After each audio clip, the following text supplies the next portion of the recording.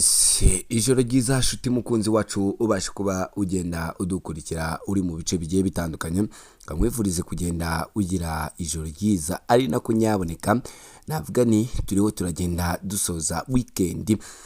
Ndaza kuba ngenda ngaruka kuri Perezida w'u Rwanda Paul Kagame. Perezida w'u Rwanda Paul Kagame aje kuba agenda yanikira bagenzi biwe. Navuga ko Perezida w'u Rwanda Paul Kagame atsinze icy'umutwe, akubise icy'umutwe Perezida Antoine Felix Tshisekedi ndetse na Perezida Evariste Ndayishimiye w'igihugu cya Repubulika Iharanira Demokarasi ya Kongo. K'uyu munsi rero nibwo navuga ko Perezida w'u Rwanda Paul Kagame abakubise icy'umutwe. Yabakubise icy'umutwe gute? Ndaza kuba ngenda mbigarukaho gatanu kuri gatanu.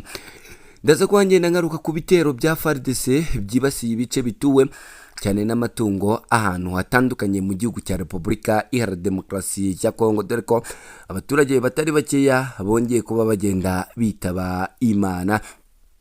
Ndaza kuba ngenda ngaruka cyane kandi ku nkambi ya Nduta ya mu gihugu cya Tanzania. Ni inkambi yabagamo abaturage b'igihugu cy'u Burundi bari baragiye bahahungira, dore ko ubu itakiri mu mateka ndetse n'abakongomani bari baragiye bahungira muri iyi nkambi. Ndaza kuba ngenda ngaruka kandi ku gisasu cya GBU mu kanyerezo 57 mu maboko ya Iran, hindagurika rikomeye mu ntambara z'igihe kizaza, cyane kuri ibi bikomeje kuba bigenda bigabangaha.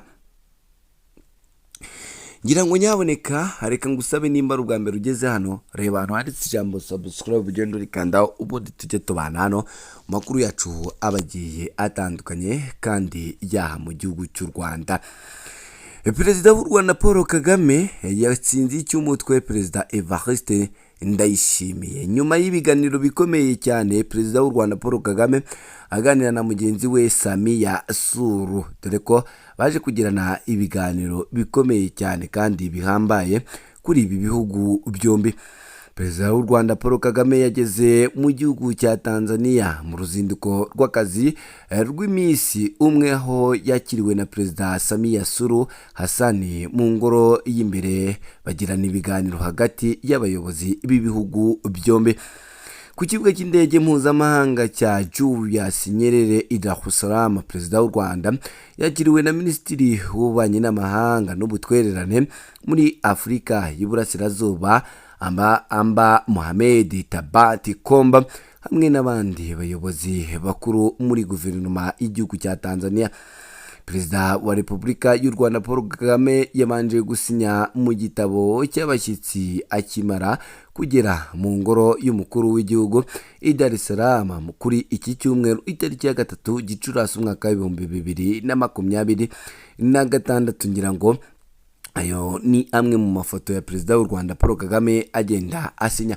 Perezida wa Tanzania abinyujije ku rukuta rwa X yerekanye amafoto aherekejwe n'ubutumwa butandukanye, nkaho yagize ati: Perezida wa Repubulika yunze ubumwe ya Tanzania Hono Dar es Salaam Samia Suluhu Hassan ari kumwe n'umushyitsi wa Perezida wa Repubulika y'u Rwanda Paul Kagame kugera kuri Perezida i Dar es Salaam mu ruzinduko rw'akazi ku itariki ya 3 Gicurasi umwaka w'2026. Aba ari uruzinduko rw'ingenzi kandi rw'akazi nk'uko impande zombi zagiye zibitanga.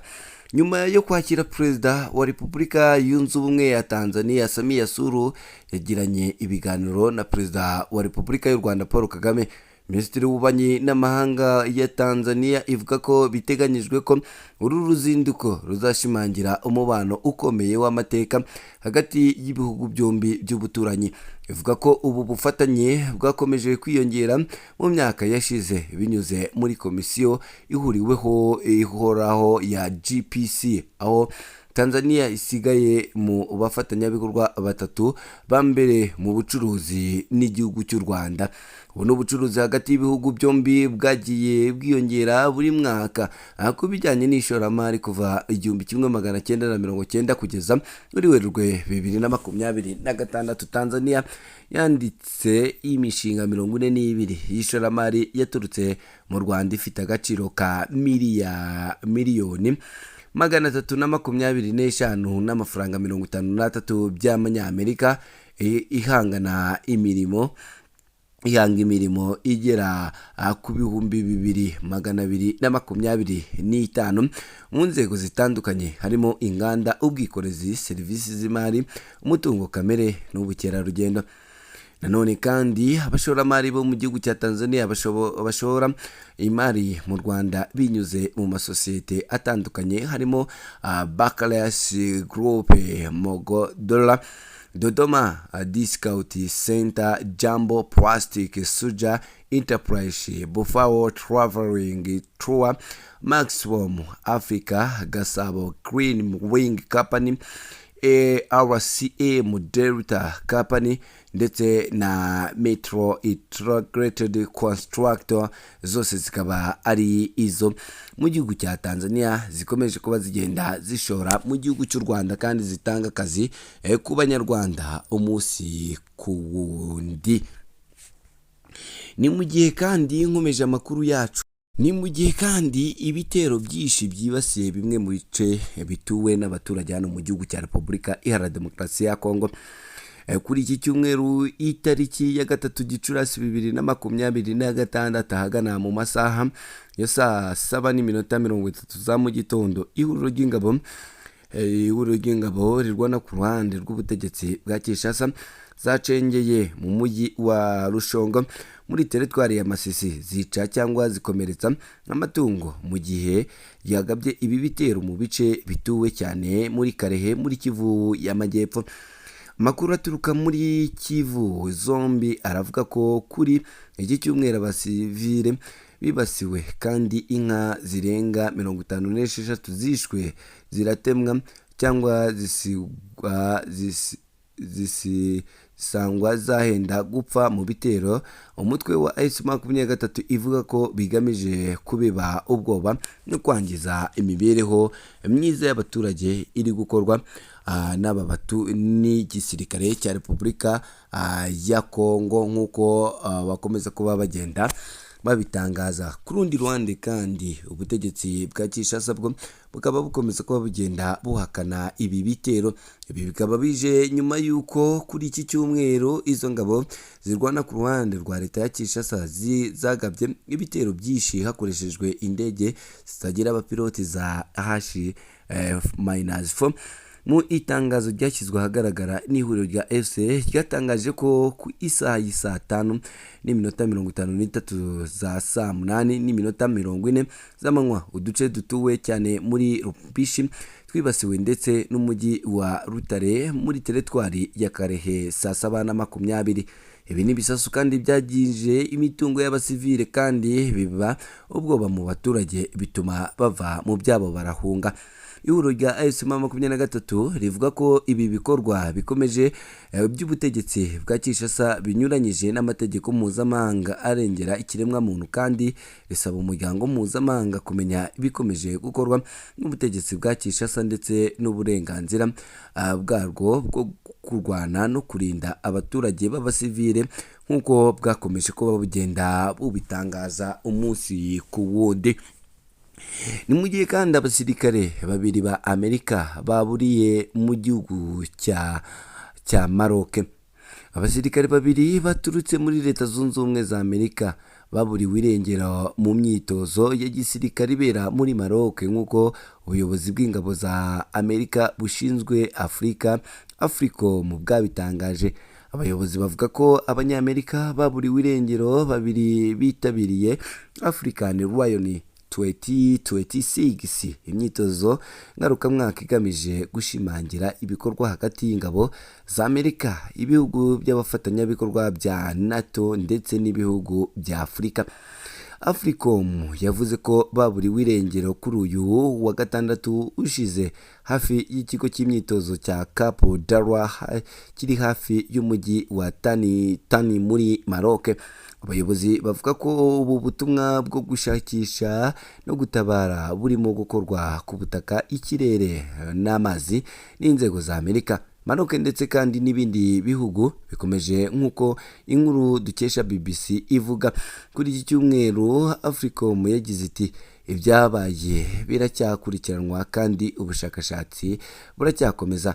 Abayobozi bemeza ko ibyabaye ari impanuka kandi atari igikorwa cy'iterabwoba cyangwa gushimuta nk'uko ubuyobozi wa Leta Zunze Ubumwe za Amerika izi icyo kibazo cyabitangarije BBC. Africom Lion ni imyitozo ngarukamwaka ihuriweho yagarutse ibera ku mugabane wa Afurika ikakirwa n'ibihugu birimo Maroc, Ghana ndetse na Senegal na Tunisia.